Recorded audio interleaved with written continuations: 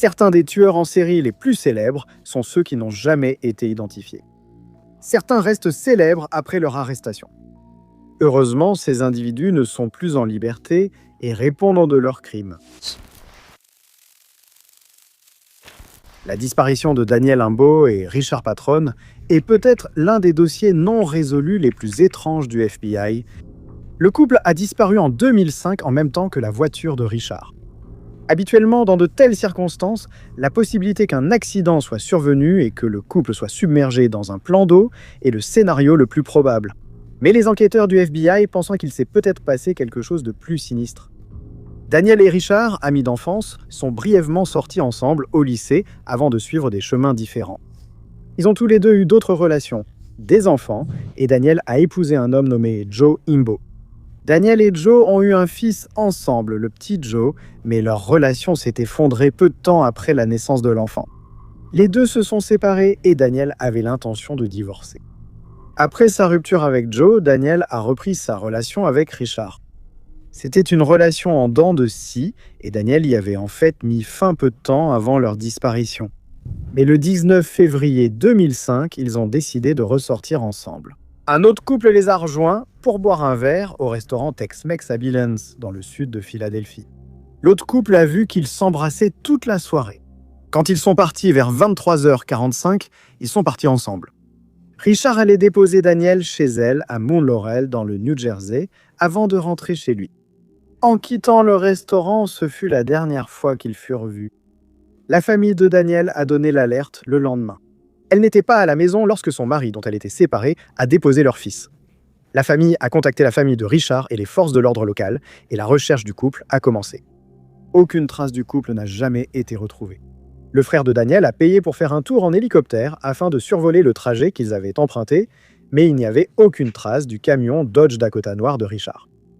Des équipes de secours ont inspecté les voies quais navigables que le couple aurait pu longer pour vérifier un éventuel accident. Ils n'ont trouvé aucun signe qu'un accident s'était produit. Certains agents des forces de l'ordre ont émis l'hypothèse que la disparition était trop nette et ont suggéré que quelqu'un d'autre pourrait être impliqué. Il a été suggéré que leur disparition aurait pu être planifiée et menée par des criminels professionnels. L'attention s'est portée sur le mari de Daniel, qui avait déjà envoyé des messages menaçants à Richard par le passé. Mais il avait un alibi pour la nuit de la disparition et il a coopéré avec la police. Ont été avancés comme motif possible du crime aussi bien les dettes de jeu de Richard que des liens avec un gang qui distribuait des médicaments sur ordonnance. Récemment, le groupe de recherche Adventures with Purpose s'est saisi de l'affaire et fouillé une partie de la rivière Delaware après un tuyau d'un spectateur, sans retrouver le couple. L'affaire reste non résolue. Il y a une récompense de 15 000 $ pour toute information. Le féminicide est une épidémie croissante qui frappe le Mexique. Et derrière ces crimes, la police pense qu'il y a un tueur en série qui rôde dans l'ombre. Selon les statistiques du gouvernement, plus de 500 femmes ont perdu la vie à Juárez, au Mexique, depuis 1993. Les corps de ces femmes sont souvent retrouvés dans des zones désertiques, isolées, et présentent les mêmes blessures et les mêmes caractéristiques. La police a mis en place plusieurs groupes de travail et opérations, mais l'épidémie continue. Luz Flores, âgée de 19 ans, est l'une des centaines de femmes qui ont subi des violences à Juárez au Mexique. Le 4 août 2008, Luz a quitté son domicile et s'est rendue dans le centre de Juárez. Selon sa mère, Luz del Carmen, elle se rendait à la boutique de vêtements Maxi pour déposer une demande d'emploi. Sa mère et sa sœur attendaient de son retour, mais Luz n'est jamais revenue. Elle a été signalée disparue le soir et les recherches ont débuté. Sa mère et sa sœur ont mené plusieurs recherches de leur côté, mais aucun signe d'elle n'a jamais été retrouvé. De la même manière, Debony Basaluda, âgée de 18 ans, a disparu le 9 avril 2022 après avoir assisté à une fête à Juárez. Quelques jours plus tard, son corps fut retrouvé dans le réservoir d'eau du motel Nueva Castilla. Les images de vidéosurveillance ont montré Debony entrant dans le motel vers 4h30 du matin ce jour-là. Peu de temps avant d'entrer dans l'hôtel, elle était avec un chauffeur de taxi qui lui avait fait des avances non désirées et l'avait abandonnée sur la route près du motel. Selon les autorités, bien qu'elle ait subi un traumatisme crânien, ils pensent que son décès pourrait être accidentel. Les cas de Debony et de Luz ne sont qu'un exemple parmi des centaines à Juárez, au Mexique. Les familles de ces femmes doivent attendre 48 à 72 heures avant de signaler leur disparition, ce qui entraîne la perte de preuves essentielles. Les experts ne doutent pas qu'un ou plusieurs tueurs en série rôdent dans les rues de Juarez. Le monstre de Flores est un tueur en série tristement célèbre qui a sévi à Flores pendant 17 ans. Le célèbre tueur en série a ôté la vie à 16 personnes, mais son identité reste inconnue. Les crimes horribles ont commencé en août 1968, après que Barbara Lozzi et son beau-frère Antonio Lobianco ont passé la soirée au cinéma. Le mari de Barbara était malade, ils ont donc emmené leur fils. Après le film, ils se sont rendus dans un endroit isolé à Sigma lorsqu'une personne non identifiée a pointé une arme sur Barbara et Antonio et a tiré. Le mari de Barbara a été interrogé, puis finalement emprisonné pour le crime. Mais 6 ans plus tard, 2 autres attaques utiliseraient le même type d'arme. Comme précédemment, le tueur en série a attaqué un couple garé dans un lieu isolé prisé des amoureux. Après 7 ans sans se faire attraper, le tueur en série est redevenu actif. En 1981, 2 autres couples ont été victimes du monstre de Flores. Entre 1983 et 1985, 8 autres vies ont été perdues. Toutes, sauf 2, étaient des couples. Les 2 seuls qui n'étaient pas un couple étaient Wilhelm Meyer et Jens Rusch, un duo d'étudiants allemands. Les 2 étaient des hommes, mais Jens avait les cheveux longs et la police pensait que le tueur en série les avait pris pour un couple. Un certain nombre de personnes inquiétantes ont été arrêtées pour ces crimes et même condamnées, mais il est vite devenu évident que le tueur en série était toujours en liberté lorsqu'il a frappé à nouveau. En 1994, un homme nommé Petri Passiani a été condamné. Passiani avait des antécédents de violence et avait déjà passé du temps en prison pour avoir ôté la vie à un autre homme. Mais la seule preuve le reliant au crime du tueur en série était une balle non utilisée de la même marque que celle qui avait été utilisée. La décision a ensuite été annulée. Un nouveau procès avait été prévu pour Passiani, mais il est décédé avant qu'il ne puisse avoir lieu. À la place, 2 personnes considérées comme ses complices ont été jugées. Ils ont été condamnés pour 4 des 8 crimes, mais beaucoup de gens ne sont pas d'accord avec le verdict. Le monstre de Flores reste officiellement un tueur en série non identifié, avec toutes sortes d'explications avancées par la communauté du true crime déconcertée, allant de sectes effrayantes, du tueur du Zodiac, à d'autres personnes inquiétantes.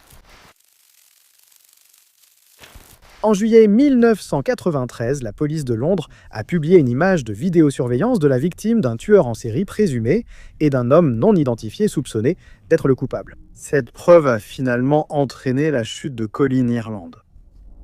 Les crimes sont débutés en mars cette année-là. Peter Walker était un directeur chorégraphique à succès dans le West End. Il était également homosexuel et fréquentait le Colburn Club à Earl's Court. Le pub était populaire chez les homosexuels qui utilisaient des mouchoirs colorés pour indiquer leurs préférences. Walker a été abordé par un homme qui l'a invité chez lui. Le corps de Peter a été retrouvé sous sa couette. Plus tard, le criminel responsable a appelé le journal national pour revendiquer le crime, mais il a exprimé des remords d'avoir laissé le chien de Peter enfermé dans l'appartement. Ce fut le premier d'une longue série d'appels passés par Colin Ireland. Ireland était un homme de 39 ans, divorcé 2 fois, qui était sans emploi à l'époque. Il avait conclu l'année précédente qu'il n'était personne, et pour sa résolution du Nouvel An, il avait décidé de changer cela en devenant un tueur en série. Il détestait les hommes homosexuels, selon l'une de ses ex-femmes, et les considérait comme des victimes faciles. En particulier, il ciblait les hommes qui résistaient lorsqu'on essayait de les attacher. Après Peter, la prochaine victime d'Irlande fut Christophe Dunn, un bibliothécaire et un autre habitué du Colburn Club. Le crime était encore plus troublant, et une fois de plus, Ireland a contacté la presse et la police pour les narguer à propos de son crime. Un homme d'affaires américain, Perry Bradley, et un aide-soignant en maison de retraite, André Collier, allaient aussi devenir victimes. Leur décès serait séparé par moins d'1 semaine. Ce n'est qu'après le 4e crime que la police a pu identifier des schémas. En plus de la méthode utilisée, la police a identifié leur dernier lieu connu comme le Collar and Club. Les relations entre la police britannique et la communauté homosexuelle étaient tendues à l'époque, ce qui explique sans doute pourquoi certaines similitudes ont été négligées. La police a finalement alerté la communauté homosexuelle, distribuant des tracts lors des événements de la fierté pour obtenir plus d'informations. encouragé aussi par un autre appel d'Irlande qui a menacé d'attaquer chaque semaine s'il n'était pas stoppé. La dernière victime d'Irlande a été découverte le 15 juin. Le crime a eu lieu 3 jours auparavant. Emmanuel Spiteri était un chef qui a été vu pour la dernière fois au Coleraine Club le 12 juin. Il est parti avec un homme au visage rond, cheveux courts foncés et dents décolorées. La police a ensuite trouvé une image de vidéosurveillance d'Emmanuel et du suspect à la station de métro. Irlande s'est manifesté et s'est identifié comme l'homme sur la photo, mais il a déclaré qu'il était allé à l'appartement d'Emmanuel avec lui, puis qu'il l'avait laissé là avec un autre homme. Mais la police a retrouvé les empreintes d'Irlande chez André Collier. Il a finalement avoué ses crimes, disant à la police qu'il voulait être célèbre. Il a été condamné à 5 peines de prison à vie et a passé le reste de sa vie derrière les barreaux. Le boucher d'Oklahoma City est un tueur en série tristement célèbre et troublant qui n'a jamais été arrêté après avoir ôté la vie à 3 femmes amérindiennes entre 1976 et 1986. Le tueur en série était particulièrement tordu et semblait prendre plaisir à jouer avec la police dans une affaire criminelle dérangée qui n'a jamais été résolue. Le premier corps a été découvert le 1er avril 1976 lorsqu'un groupe d'ouvriers des services publics explorait une maison abandonnée remplie d'ordures. L'un d'eux a renversé un seau à pop-corn et a découvert la tête d'une femme. Quand ils ont appelé le commissariat, les forces de l'ordre ont cru que cette affaire criminelle était une blague du poisson d'avril. Quand ils sont allés inspecter la maison, ils ont découvert qu'il s'agissait en réalité d'un véritable mystère de meurtre. La femme était d'abord considérée comme blanche, sans abri, et âgée entre 25 et 35 ans. Des tests médico-légaux ont révélé aux enquêteurs qu'elle était en réalité amérindienne et âgée entre 18 et 22 ans. Le reste de ses restes a été retrouvé en morceaux dans toute la maison abandonnée. Des années plus tard, l'histoire du crime commençait à s'effacer de la mémoire des gens lorsque, en avril 1979, le tueur en série non identifié a frappé de nouveau. Un autre corps appartenant à une femme amérindienne a été retrouvé. Un chien avait découvert une tête dans une ruelle près d'un terrain de basket où des enfants jouaient. Fait surprenant mais réel, les restes manquants de la femme étaient éparpillés sur plusieurs pâtés de maison. Tous les restes avaient été soigneusement lavés et certains étaient enveloppés dans du papier journal ou des sacs en papier craft. Même lorsque la police a identifié la femme comme étant Arlie Bell Killian, la personne responsable de sa mort continuait à se débarrasser de ses restes à travers la ville, se jouant des enquêteurs. Pendant des années, les habitants d'Oklahoma City ont vécu avec un dangereux tueur en série en liberté. On pensait que le criminel était un natif connaissant bien la ville, vu les lieux choisis pour cacher les restes d'Arlie. Puis en 1986, le célèbre boucher est redevenu actif et a frappé de nouveau. Comme auparavant, le tueur en série inconnu a ôté la vie de Marcia Sanders, âgée de 22 ans, et a laissé ses restes éparpillés pour que les forces de l'ordre les retrouvent. Ces lieux secrets où étaient ces indices macabres incluaient une ruelle derrière le jardin d'un homme. La tête a été retrouvée une semaine après. Il y a eu une petite avancée dans l'affaire en 1993 lorsque la première victime a été identifiée comme étant Cathy Lynn Shackelford, une femme dont la famille la recherchait depuis 17 ans après sa fugue. Sa cousine a contacté la police qui a compris que la Jane Doe d'Oklahoma était la femme disparue. Malheureusement, bien que l'affaire de la Jane Doe disparue ait été résolue, cela ne semble pas les avoir rapprochés de l'identification du mystérieux tueur en série qui était toujours en liberté.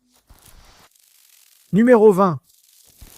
Le 14 octobre 1986, Ray Helen Tortolotte a dit au revoir à sa petite fille pour la dernière fois.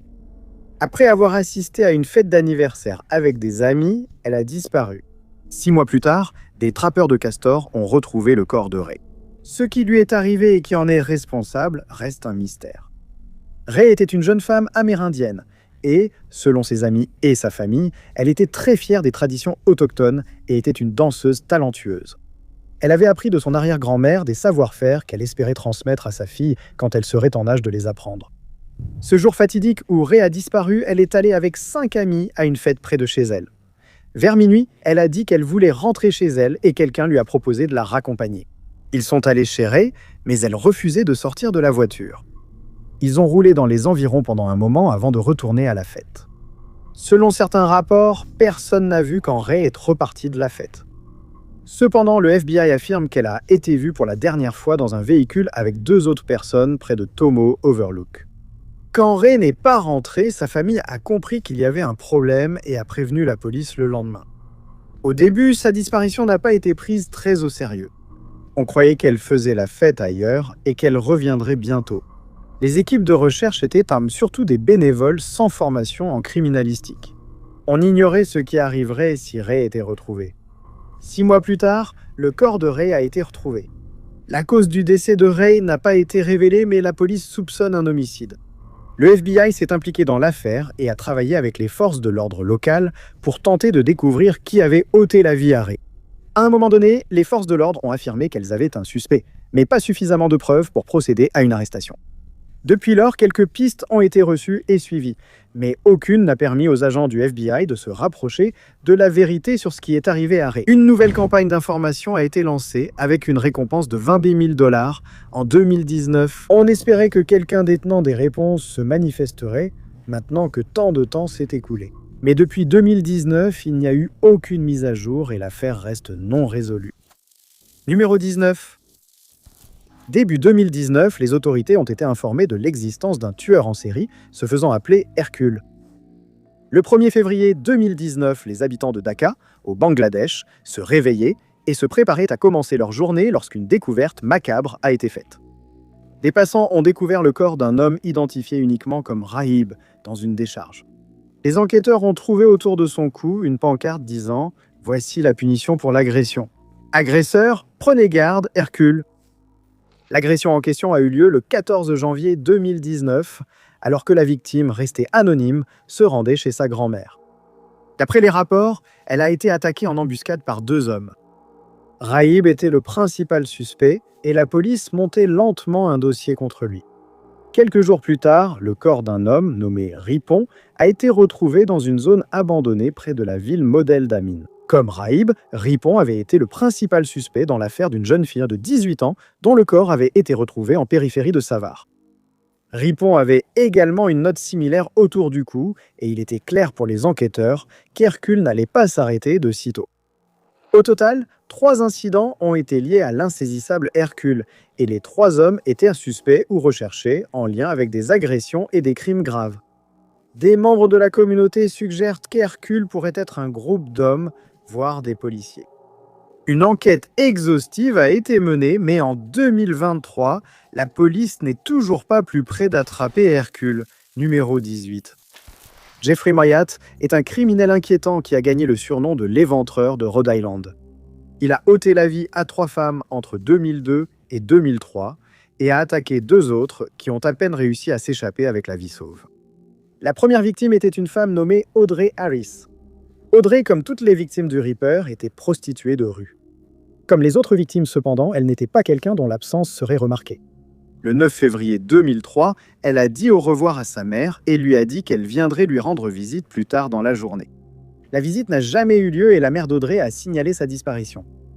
La police a apparemment pris l'affaire au sérieux.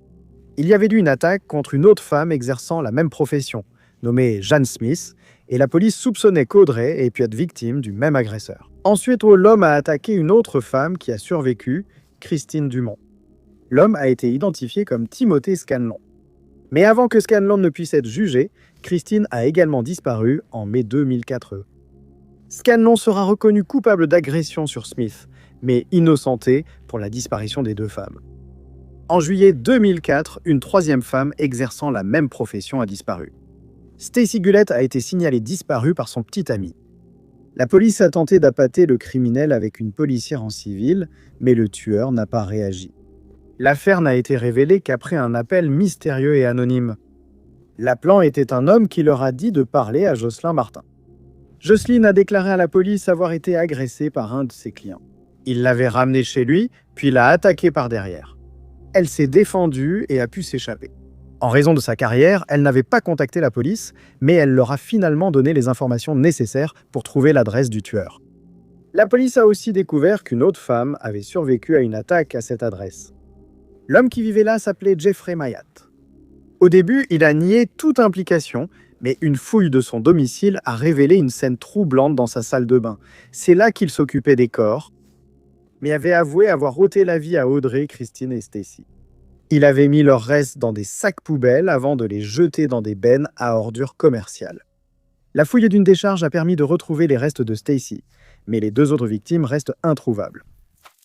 Numéro 17. Les affaires mystérieuses des meurtres du tueur à la chaussette sont considérées comme l'œuvre d'un tueur en série non identifié qui a ôté la vie à au moins 4 personnes à Mineral, dans l'État de Washington, et peut-être à d'autres également. En août 1985, Stephen Harkins et Ruth Cooper travaillaient dans une école professionnelle à Tacoma et étaient en vacances d'été. Ils ont décidé de partir camper le temps d'un week-end au lac Tulle, sans savoir qu'un tueur en série était en liberté. Stephen et Ruth n'étant pas venus travailler le lundi suivant, ils ont été signalés disparus 2 jours après avoir été vus pour la dernière fois. Des randonneurs ont finalement retrouvé le corps de Stephen dans son sac de couchage. Leur chien sans vie a également été retrouvé sur le site du camping, mais Ruth était toujours considérée comme une personne disparue. Les enquêteurs ne pensaient pas que Ruth était responsable de ce meurtre non résolu pour plusieurs raisons. À l'époque, le tristement célèbre tueur en série Richard Ramirez, également connu sous le nom de Night Stalker, était toujours en liberté. Lorsqu'il était actif, il ciblait souvent des couples, mettant fin rapidement à la vie des hommes avant de prendre son temps avec les femmes. Les enquêteurs pensaient que le tueur en série californien n'était pas impliqué dans l'affaire de Washington. Mais il était tout à fait possible à l'époque qu'une personne effrayante s'inspire de lui. Les restes de Ruth ont été retrouvés après 2 mois, à environ 1 kilomètre de là. Elle avait une chaussette tube autour du cou, mais les détectives ont déterminé que ce n'était pas la cause de son décès.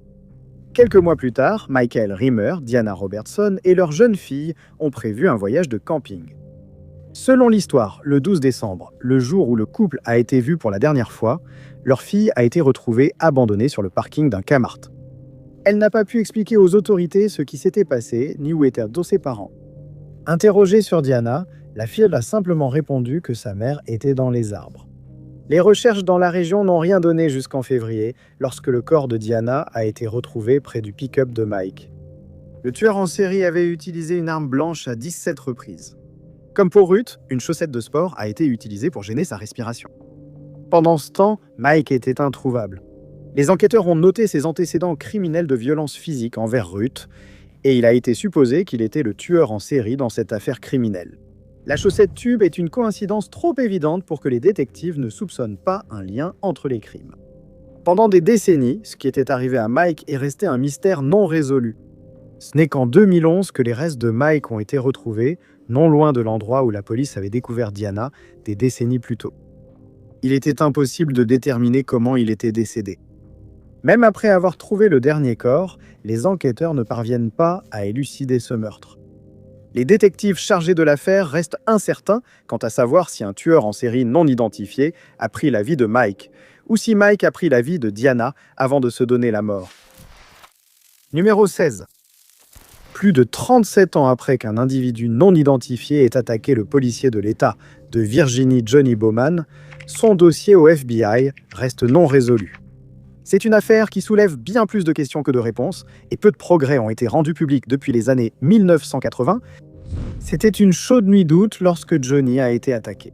Il était chez lui avec sa famille, y compris sa jeune fille, son frère et sa belle-sœur. Vers 4h30 du matin, quelqu'un a frappé à la porte. Johnny est allé ouvrir, et dès que la porte s'est ouverte, le visiteur a attaqué Johnny avec une arme blanche. Il a été frappé plus de 40 fois. Johnny n'était pas armé mais a tenté de se défendre. Après l'attaque surprise, le criminel s'est enfui, abandonnant des lunettes de soleil, une perruque et un casque de chantier utilisé comme déguisement. L'attaque s'acheva presque aussitôt qu'elle débuta, mais Johnny ne survivrait pas. Toutes ces années plus tard, cela restait la seule affaire non résolue d'un policier de l'État de Virginie ayant perdu la vie. Même si Johnny n'était pas en service à ce moment-là, le crime a été considéré comme une attaque liée à ses fonctions, ce qui a conduit le FBI à s'impliquer. Vu la violence de l'attaque, il semblait probable que ce soit un crime très personnel. Quelqu'un connaissait bien Johnny et ne voulait pas qu'il vive.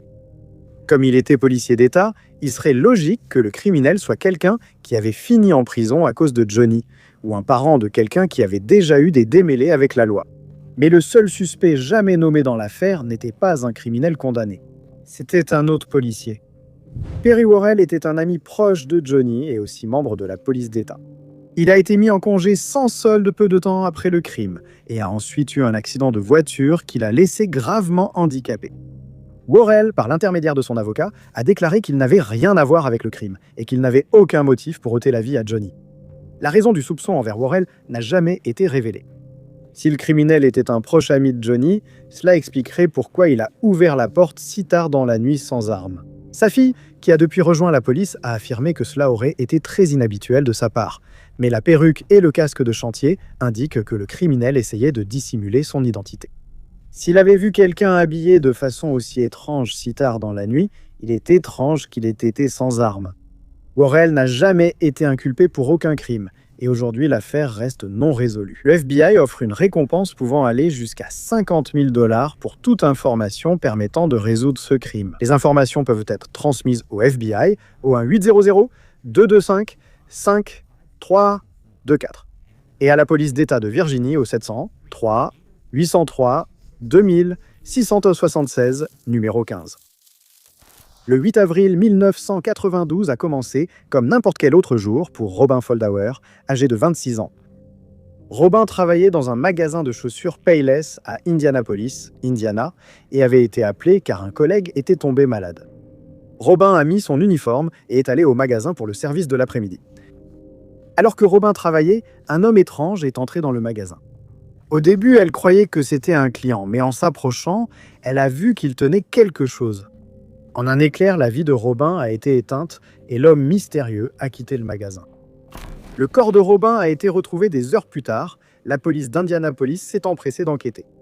Quelques jours plus tard, le 11 avril 1992, Patricia Smith, âgée de 23 ans, et Patricia Majors, âgée de 32 ans, se sont retrouvées face au même homme étrange dans la boutique de mariage qu'elle possédait à Wichita, Kansas. Plusieurs crimes similaires ont commencé à apparaître au Kansas, dans le Missouri et dans l'Indiana.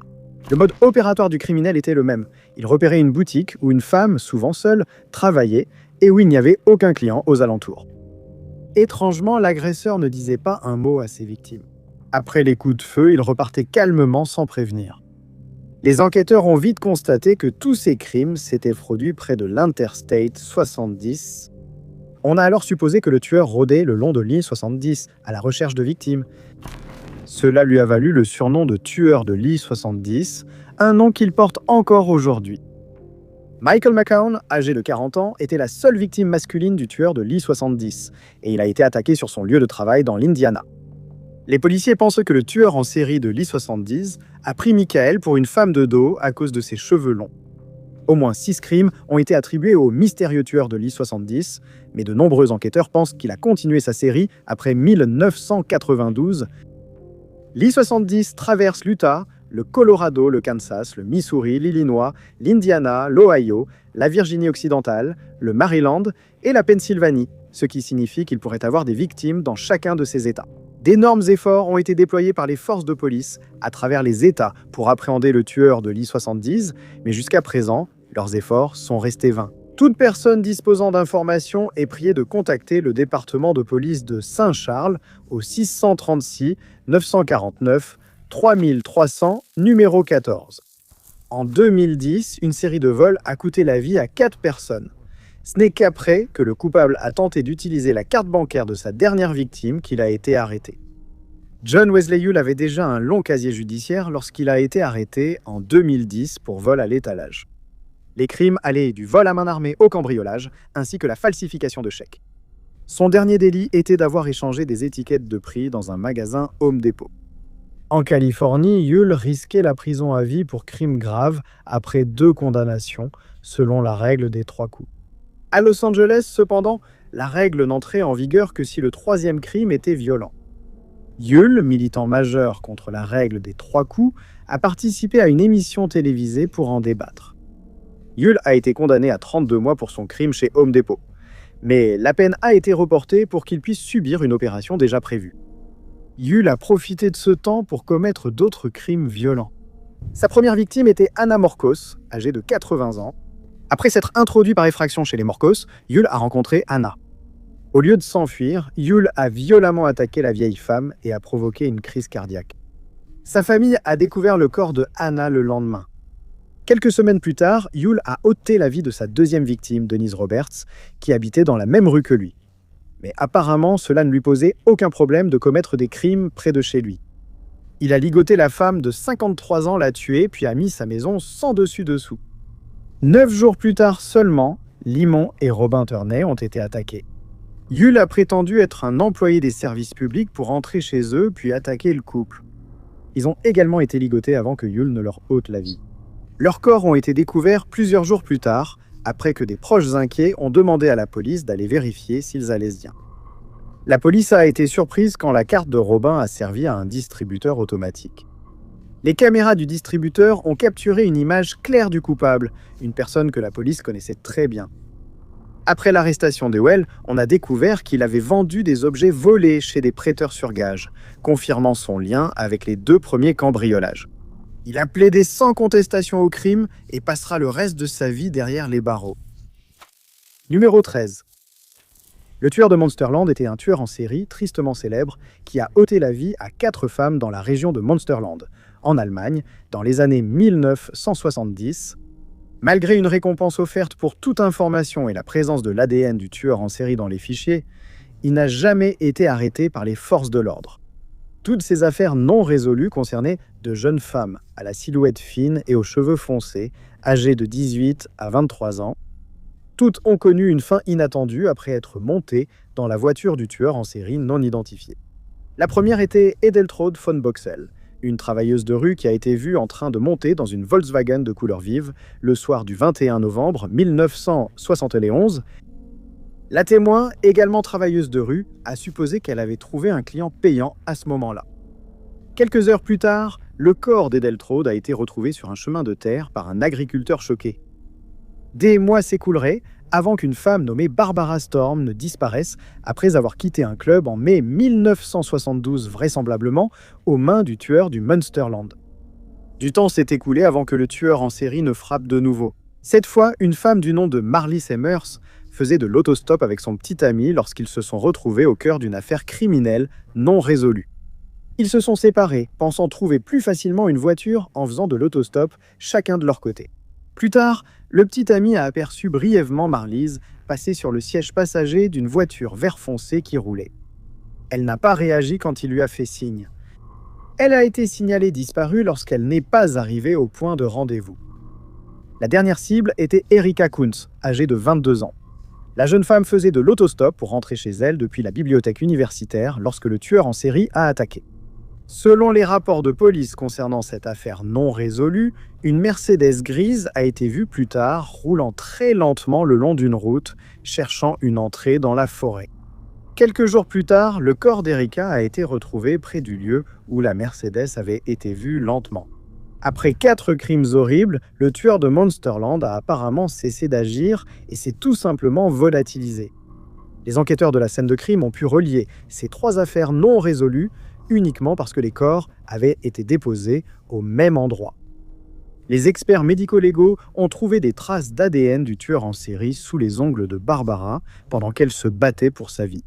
Et à un moment donné, dans les années 1990, l'ADN retrouvé sur la scène de crime a été comparé à celui d'un suspect potentiel.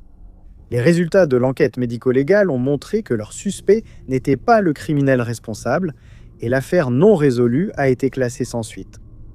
Depuis, les dossiers de cette affaire classée ont été rouverts plusieurs fois, sans jamais trouver de lien avec ce mystérieux tueur en série. Numéro 12.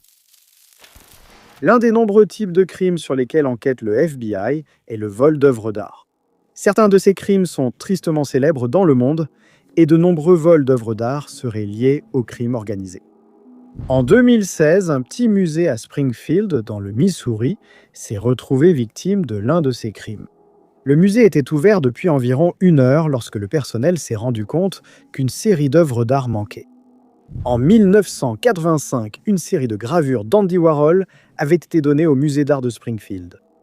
Ce n'étaient pas les œuvres originales du célèbre artiste, mais elles valaient tout de même environ 30 000 chacune.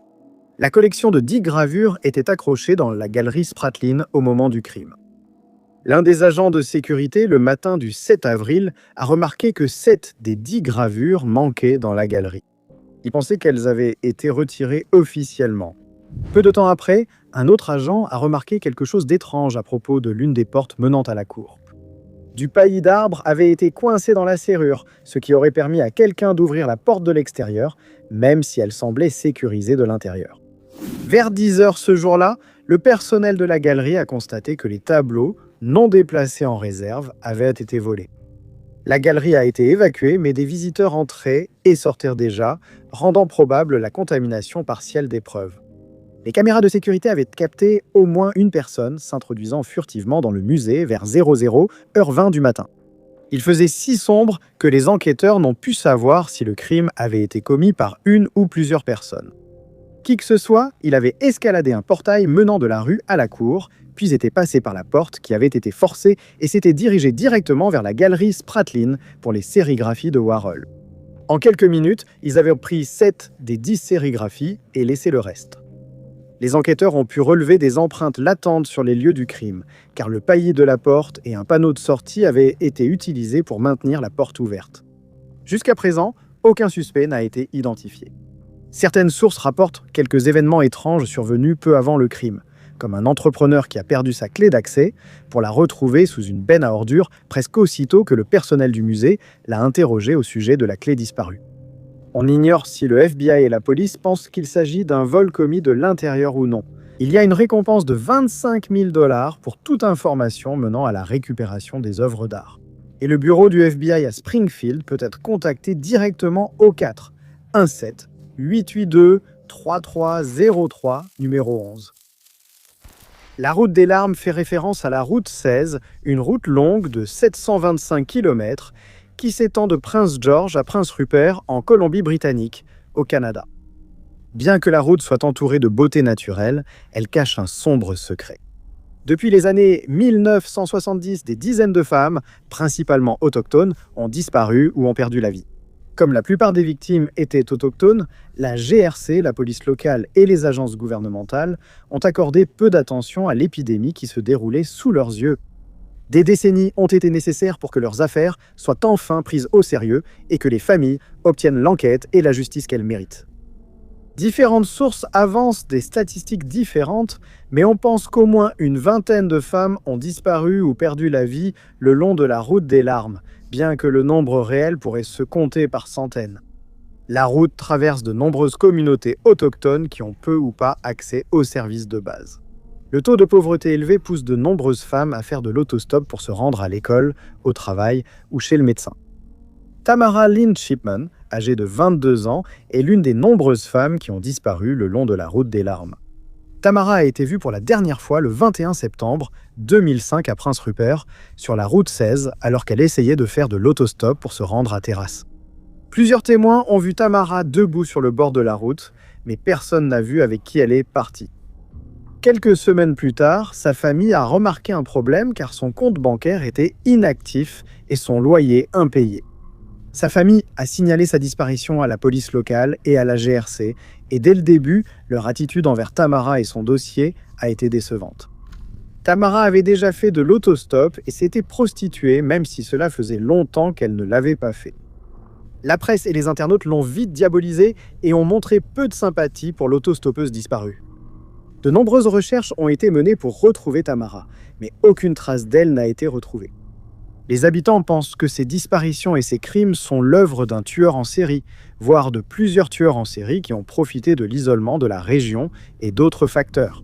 La GRC a créé le projet EPANA en 2005 pour approfondir ces affaires, mais jusqu'à présent, aucune arrestation n'a été effectuée. Le projet EPANA, ainsi que les militants autochtones et les familles des victimes, continuent de rechercher leurs proches et exigent que les responsables soient traduits en justice. Numéro 10.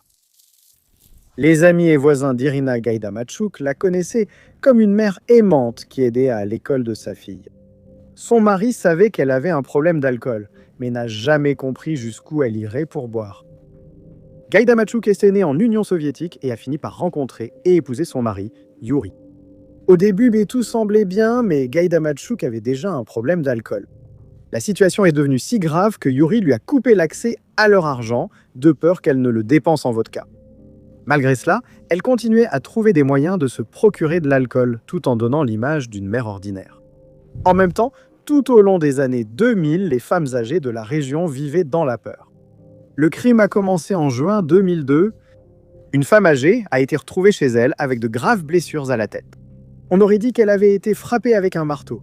De l'argent avait été volé dans son sac à main, mais cela ne dépassait pas 25 $. Au cours des 8 années suivantes, 17 autres femmes allaient tomber victimes de ce criminel inquiétant.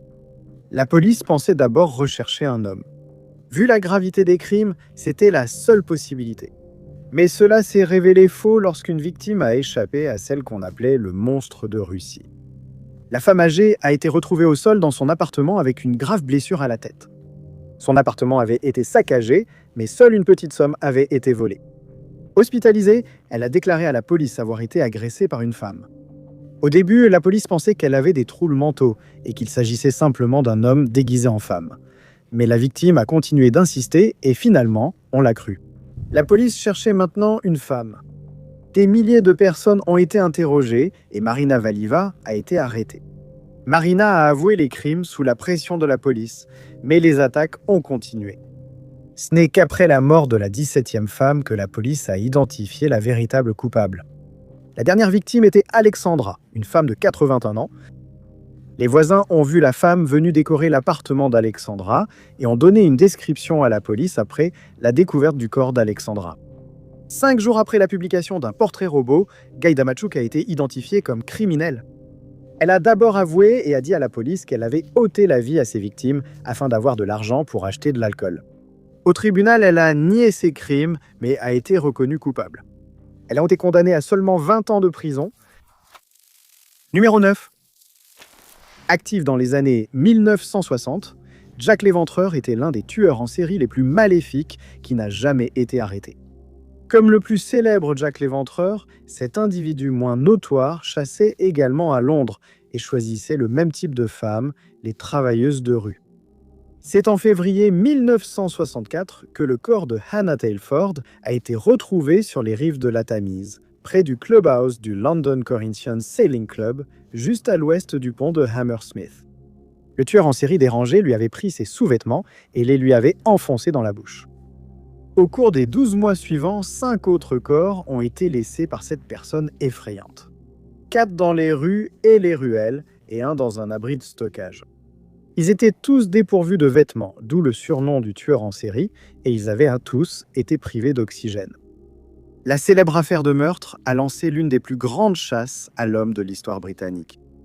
Les enquêteurs criminels voulaient que ces affaires de meurtre soient résolues et que le tueur en série soit arrêté, contrairement au tristement célèbre Jack l'Éventreur 2 siècles plus tôt. La police a interrogé des milliers de suspects criminels et a finalement réduit sa liste de suspects à seulement 3 personnes inquiétantes. Après que les enquêteurs criminels ont révélé qu'ils avaient réduit leur liste de suspects, les affaires de meurtre non résolues se sont mystérieusement arrêtées. Coïncidence ou non, c'est à peu près à cette époque qu'un des suspects, un homme nommé Mondo Ireland, s'est suicidé. Sur plusieurs scènes de meurtre non résolues, un enquêteur criminel a retrouvé les mêmes étranges éclaboussures de peinture éparpillées. L'indice a finalement été relié à un atelier de peinture automobile sur Heron Trading Estate, qui n'était pas loin de l'endroit où l'un des corps a été retrouvé. Mondo Ireland était lié à cette même zone industrielle. Il a longtemps été soupçonné d'être le tristement célèbre tueur en série, mais il s'est révélé qu'il était en Écosse lors de certains crimes. Ainsi, le véritable mystère n'a jamais été résolu. Parmi les autres suspects de ces meurtres figuraient Freddie Mills, un boxeur, et Harold Jones. D'autres membres de la communauté des passionnés de faits divers ont émis l'hypothèse que ces crimes n'ont pas été commis par une seule personne effrayante, mais par plusieurs individus effrayants qui collaboraient ensemble et n'ont jamais été arrêtés. Numéro 8. En 2020, le FBI a annoncé qu'il allait rouvrir l'affaire non résolue concernant Mary Sparks, qui reste sans solution depuis 1975. Plus de 45 ans après que quelqu'un ait ôté la vie à la jeune diplômée de l'Université du Nouveau-Mexique, sa famille cherche toujours des réponses. Mary, qui était généralement surnommée Molly, avait 21 ans en 1975. Elle venait d'obtenir son diplôme universitaire et avait hâte de commencer sa vie d'adulte. Elle avait prévu de voyager en Europe et de rendre visite à de vieux amis, Mais le 23 juillet 1975, c'était des amis un peu plus proches de chez elle qu'elle avait hâte de retrouver. Selon son dossier du FBI, Molly faisait partie d'une équipe féminine de rugby et ce soir-là, elle avait prévu d'aller dans un bar local pour retrouver quelques coéquipières. Le bar en question était Rosa's Cantina Nalo Donuts, un lieu fréquenté par des étudiants, de jeunes professionnels et le groupe de motards Bandidos. Ce soir-là, c'était la soirée des shots de tequila à 2500 et un groupe local jouait. Le bar était animé grâce aux boissons bon marché, bien que Molly ne soit pas une grande consommatrice d'alcool. Elle a pris la grande Torino blanche et bleue de son père pour le trajet. Si elle a donné à sa famille les noms des amis qu'elle comptait retrouver, cette information n'a pas été rendue publique. Rien de ce qui s'est passé au bar n'a non plus été rendu public. On pense qu'elle était au bar entre 21h00 et 23h00. D'autres membres de son équipe de rugby ont confirmé leur présence à Rosa's Cantina cette nuit-là, mais aucun n'a remarqué quoi que ce soit d'inhabituel. À un moment donné, Molly est partie, mais elle n'est jamais rentrée chez elle. Ses parents se sont inquiétés quand elle n'est pas rentrée cette nuit-là. Son père est parti à sa recherche le lendemain matin. Sa voiture est restée sur le parking où Molly l'avait laissée, mais il n'y avait aucune trace de sa fille. Molly ne resterait pas disparue longtemps. Plus tard dans la journée, son corps a été découvert dans un fossé de drainage non loin du bar. Elle avait des blessures par objets contondants et était décédée. La pluie a empêché la police de recueillir de nombreuses preuves sur la scène du crime. Il n'y avait aucune empreinte de pas. L'enquête elle-même n'était pas très bonne au début et le dossier papier a disparu à un moment donné. Ensuite, l'affaire a fini par s'enliser. Il y a eu peu de pistes au fil des années. Le FBI a lancé un appel à témoins et ils pensent que les personnes responsables pourraient encore se trouver dans la communauté. Ils espèrent qu'avec le temps qui passe et les nouvelles technologies qui se développent, ils pourront enfin résoudre l'affaire. Numéro 7. Juillet 2007 marquerait le début d'une période de terreur et de peur pour les Brésiliens. Quelques jours plus tôt, des centaines de personnes défilaient pour célébrer le mois de la fierté LGBTQ quand l'impensable s'est produit. À ce jour, la police brésilienne tente toujours désespérément de traquer un tueur en série surnommé le maniaque de l'arc-en-ciel. Le 4 juillet, José Henrique, âgé de 32 ans, est entré dans le parc de Petrópolis sans se douter qu'il n'en sortirait jamais vivant. Le parc de Petrópolis au Brésil est un lieu de rencontre réputé pour les hommes gays, surtout ceux qui cachent leur homosexualité. Le parc accueillait de nombreux hommes venus pour des rencontres ou passer du temps ensemble. Des passants dans le parc ont découvert le corps de José, 32 ans, un après-midi. Il avait plusieurs blessures à la tête et était nu. L'auteur avait aussi enroulé son pantalon autour de ses genoux pour l'humilier. Les habitants ont été terrifiés quand la mort de José a fait la une. Les hommes se sont mis en binôme et ont pris plus de précautions lors de leur rendez-vous, mais cela n'a pas suffi face au maniaque arc-en-ciel. Pendant 2 ans, la communauté LGBTQ brésilienne est devenue une cible et la ville a été plongée dans la peur. Au total, le maniaque arc-en-ciel a fait 13 victimes parmi les hommes, dont 12 ont reçu des balles dans la tête. Le mode opératoire est resté le même et la plupart des victimes ont été retrouvées dans le parc Petros. Une équipe spéciale a été créée et des dizaines d'agents ont enquêté jour et nuit. L'enquête suppose que le maniaque arc-en-ciel aurait rencontré ses victimes via des salons de discussion en ligne et des applications de rencontres. Malgré une enquête intensive, un seul suspect possible a jamais été découvert, Hiro Francisco Franco, un ancien policier. À ce jour, aucune preuve n'a été découverte pour relier de manière concluante cet homme à la série de crimes. Malheureusement, la violence homophobe n'est pas rare au Brésil et les enquêteurs recherchent quelqu'un qui éprouve une profonde haine envers la communauté LGBTQ. Personne n'a jamais été arrêté en lien avec ces meurtres et le maniaque arc-en-ciel est libre de parcourir les rues du Brésil. Au fil des années depuis le premier crime, l'enquête a presque été arrêtée en raison du manque de preuves et de pistes. Toute personne disposant d'informations est priée de contacter la police militaire de l'État de São Paulo au 11 42 0 719 16 numéro 6.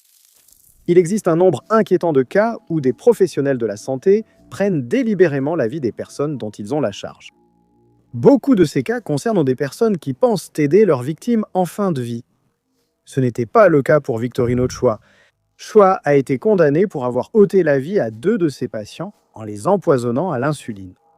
D'innombrables autres ont aussi été empoisonnés et au moins 3 sont morts après avoir reçu le médicament trafiqué. Les crimes ont eu lieu à l'hôpital Stepping Hill en 2011 et 2012. Choi était un infirmier philippin qui a déménagé au Royaume-Uni en 2002. Durant sa carrière, aux Philippines comme au Royaume-Uni, il a eu des antécédents de vol. Il volait surtout de l'argent, mais aussi des médicaments. Cela ne l'a pourtant pas empêché d'obtenir des recommandations. Et en 2009, il a obtenu un poste au sein du personnel de l'hôpital de Stockport. Choi ne s'est pas bien intégré à l'hôpital. Il a été accusé d'avoir donné des traitements inutiles à des patients. Le personnel a aussi relevé des soucis avec ses compétences relationnelles. Choi a déclaré avoir été maltraité par les patients et le personnel et a écrit dans une lettre décousue que son traitement avait transformé un ange en être mauvais. En 2011, il a commencé à falsifier des poches de solutions salines destinées aux patients. Choi a mis beaucoup d'insuline dans les poches.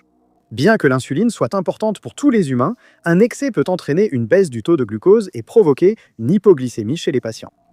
Cet état peut endommager le cerveau et le système nerveux central. Elle peut aussi causer des dommages irréversibles et coûter des vies. Au début, on ignorait ce qui s'était passé, mais le personnel médical a ensuite remarqué que certaines poches de solutions salines étaient en mousseux. La falsification a été découverte, mais il reste difficile d'en identifier le responsable. En juillet 2011, une infirmière nommée Rebecca Lighton a été arrêtée. Ses empreintes ont été retrouvées sur les poches contaminées, et la police a trouvé des publications Facebook où elle disait boire et faire la fête pour gérer le stress du travail. Après 6 semaines, la police a abandonné l'affaire contre Rebecca. Ce n'est qu'après avoir changé de méthode que Choi a été arrêté. Apparemment, n'étant plus satisfait de laisser au hasard l'utilisation de son poison, il a modifié les dossiers médicaux pour prescrire des médicaments inutiles aux patients. Il était plus facile de le relier à ces modifications, et la police a établi qu'il accédait aux poches de solutions salines à chaque empoisonnement. Il a plaidé non coupable, mais il a été reconnu coupable d'avoir ôté la vie à 2 patients ainsi que d'avoir causé du tort à de nombreux autres. Numéro 5. En 2017, une personne travaillant pour une entreprise de suivi de satellites a reçu un étrange courriel de la part de quelqu'un qui semblait être un collègue. Bien que son collègue parlât couramment anglais, la personne qui avait rédigé le courriel avait manifestement des difficultés avec la langue. Le courriel faisait la promotion d'un nouveau logiciel révolutionnaire pour le suivi des satellites. Naturellement, la personne qui a reçu le courriel était méfiante, mais étant donné qu'il provenait de quelqu'un de confiance, il l'a transmis aux autorités par précaution. Ce n'était pas le premier courriel similaire envoyé à des personnes dans l'industrie aérospatiale, prétendant provenir de quelqu'un avec qui elle travaillait. Des personnes à travers les États-Unis et dans plusieurs autres pays avaient reçu des courriels similaires au cours des dernières années. Et à l'été 2017, les courriels ont finalement été portés à l'attention du FBI. Le propriétaire de la société de suivi par satellite a examiné le code contenu dans l'email, révélant des messages cachés disant « Bonjour, équipe des Iranian Dark Coders » et signé avec les pseudonymes de 3 individus. Il s'est avéré plus tard qu'il s'agissait de Saïd Arabi, Mohammad Esfargam et Mohammad Bayati. Les 3 étaient principalement connus pour des actes de vandalisme, piratant les sites web de grandes entreprises américaines et israéliennes afin d'y afficher des messages pro-iraniens. Mais les courriels d'hameçonnage du secteur aérospatial révélaient qu'ils faisaient partie de quelque chose de bien plus malveillant. Il n'a pas été difficile pour le FBI de retracer l'origine des emails. Bien que les pirates aient essayé de masquer leur localisation, tous les emails avaient été enregistrés par quelqu'un utilisant une adresse IP iranienne. Et l'adresse email de secours pour chacune d'elles a mené les enquêteurs vers le site web d'Arabi. À partir de là, les autorités ont pu trouver le CV d'Arabi, où il se vantait d'être officier du renseignement et responsable des opérations pour les forces aériennes, spatiales et cyber du CGRI. Il affirmait également avoir piraté une entreprise travaillant dans l'aérospatiale et les satellites, ainsi qu'une société d'aviation britannique. Arabi et ses complices avaient volé des informations à des cibles de premier plan travaillant dans l'industrie aérospatiale et créé de faux profils pour elles, y compris des comptes sur les réseaux sociaux. Ils envoyaient ces courriels d'hameçonnage où, en cliquant sur le lien, Arabi et ses complices obtenaient un accès à distance à des ordinateurs normalement sécurisés. Ils extrayaient des données et installèrent des portes dérobées qui leur permettraient d'accéder plus facilement aux systèmes à l'avenir. 2 entreprises, une société de suivi satellite en temps réel et une société de communication de données par satellite, sont connues pour avoir été touchées, mais il est possible que d'autres aient également été ciblés. Le trio a été inculpé en septembre 2020, mais il réside toujours en Iran. Numéro 4. En mai 2017, le NHS du Royaume-Uni s'est retrouvé paralysé lorsque les médecins, les infirmières et d'autres membres du personnel ont été exclus du système informatique à cause d'un logiciel malveillant. Fait remarquable, il est vite apparu qu'il ne s'agissait pas d'une attaque ciblée visant à paralyser le système de santé d'un pays. Il s'agissait simplement d'argent, même s'il n'est pas clair combien d'argent les pirates ont réellement reçu. Le logiciel WannaCry a infecté des centaines de milliers d'ordinateurs à travers le monde, empêchant les gens d'accéder à leurs appareils et exigeant entre 300 et 600 bitcoins pour leur rendre le contrôle. Il a exploité une faille dans le système d'exploitation de Microsoft que la société avait corrigé avec un correctif. Mais ceux qui n'avaient pas mis à jour leur logiciel restaient vulnérables. Les agences britanniques de cybersécurité et d'autres enquêteurs privés se sont mis au travail pour essayer de déterminer qui était le pirate. Toutes les preuves menaient à une organisation appelée le groupe Lazarus, une organisation que les autorités américaines connaissaient déjà très bien. On pense que le groupe Lazarus est une équipe de pirates informatiques soutenue par le gouvernement nord-coréen. Le groupe est en activité depuis au moins 2009 lorsqu'il attaquait principalement la Corée du Sud, mais il est devenu tristement célèbre en 2014 avec une attaque contre Sony. On pensait que Sony avait été visé en raison de son film satirique récent sur le dirigeant nord-coréen. On estime que plus de 100 téraoctets de données ont été volés sur une période d'au moins 2 mois et des informations privées concernant le personnel de Sony ont été divulguées sur Internet. Après cela, le principal objectif de l'organisation semblait être d'obtenir de l'argent. Étant donné les nombreux embargos imposés au pays, le gouvernement nord-coréen obtient une grande partie de son argent par des moyens illicites, y compris les logiciels malveillants. Le FBI a identifié plusieurs individus soupçonnés de faire partie du groupe Lazarus, y compris Park Jin-hayek. Hayek est un ressortissant nord-coréen formé dans une université de technologie.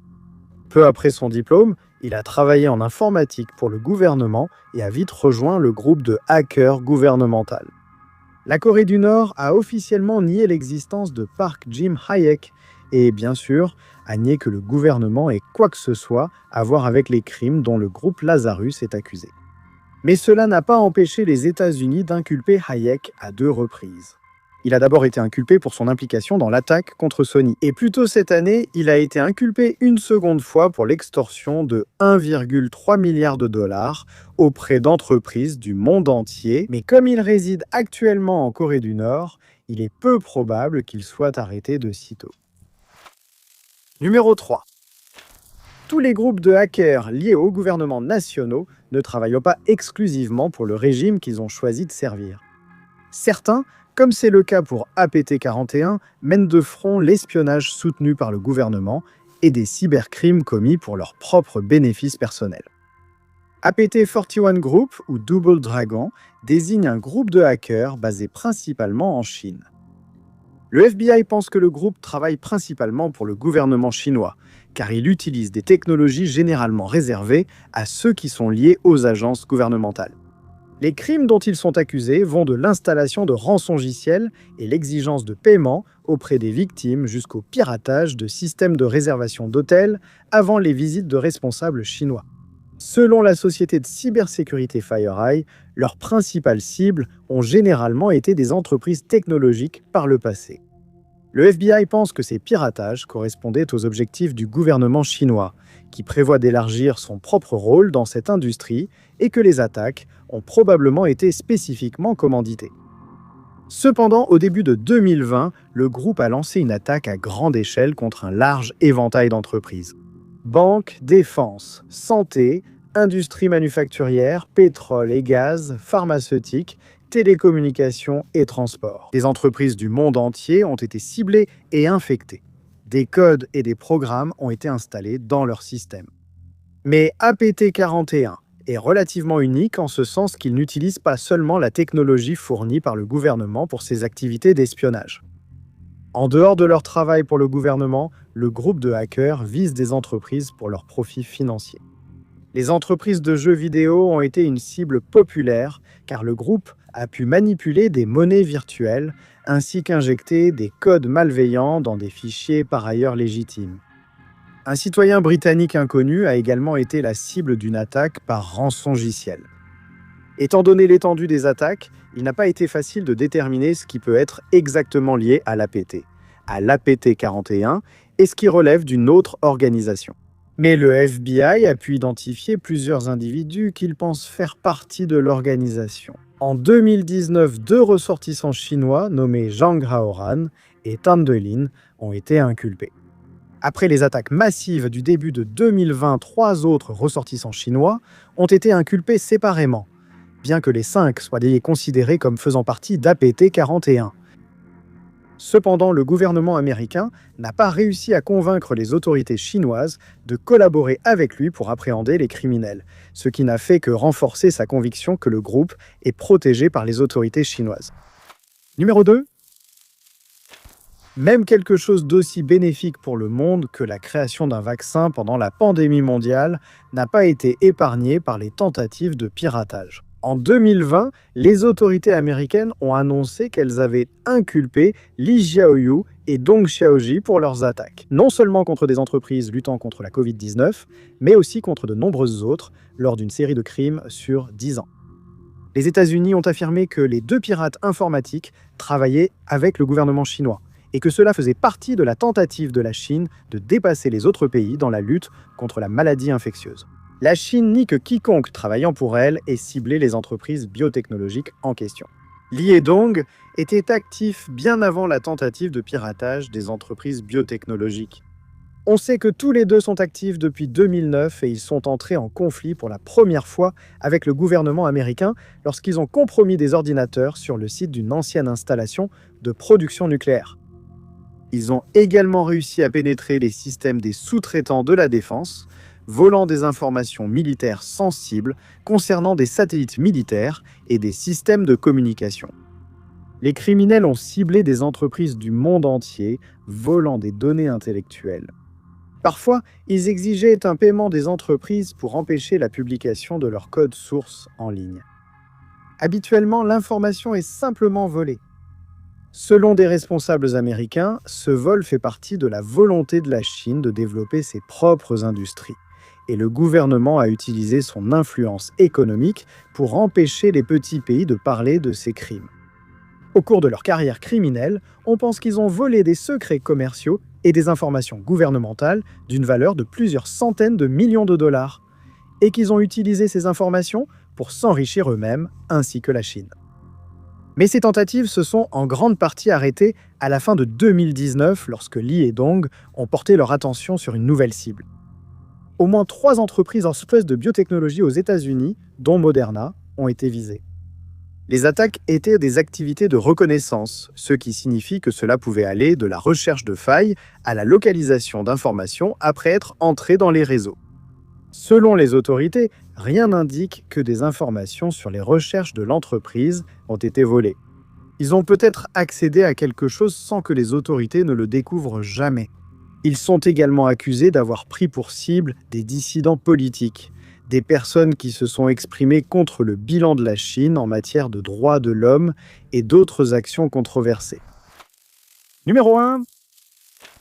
Maxim Yakubets a été surnommé le plus grand cybercriminel de l'histoire.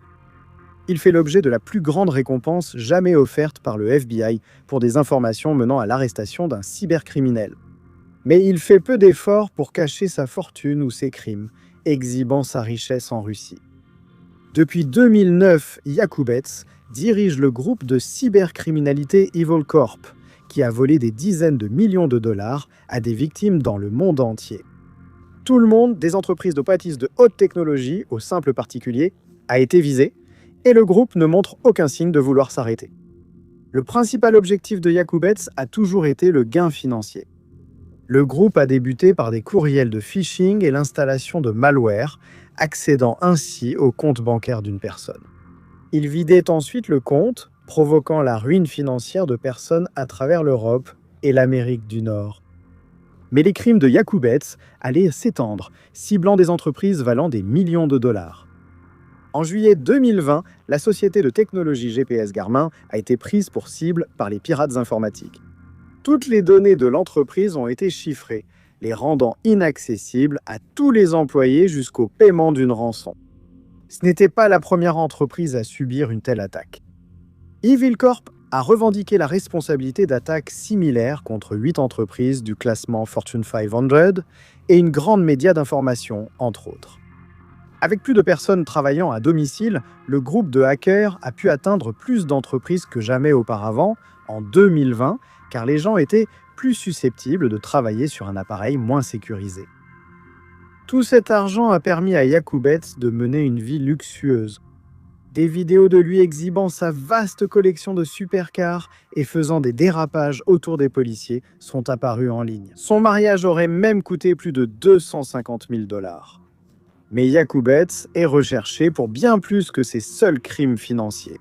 Il est connu pour avoir travaillé pour l'agence de renseignement FSB de Russie et il est le gendre d'un ancien officier d'une unité des forces spéciales d'élite du FSB. En 2018, il travaillait à obtenir une licence pour manipuler des informations russes classifiées et on pense qu'il pourrait désormais utiliser ses compétences en piratage à des fins d'espionnage. Selon la société de conseil en sécurité Trusac, Evil Corp pourrait désormais utiliser les attaques par rançongiciel uniquement comme couverture pour leurs véritables objectifs. Merci à tous de m'avoir regardé. Si vous avez aimé cette vidéo, n'oubliez pas de cliquer sur le bouton j'aime. Et n'oubliez pas non plus de vous abonner et de cliquer sur la cloche de notification pour rester informé de toutes nos prochaines vidéos. C'était Top 5 Unknowns, à bientôt dans la prochaine vidéo.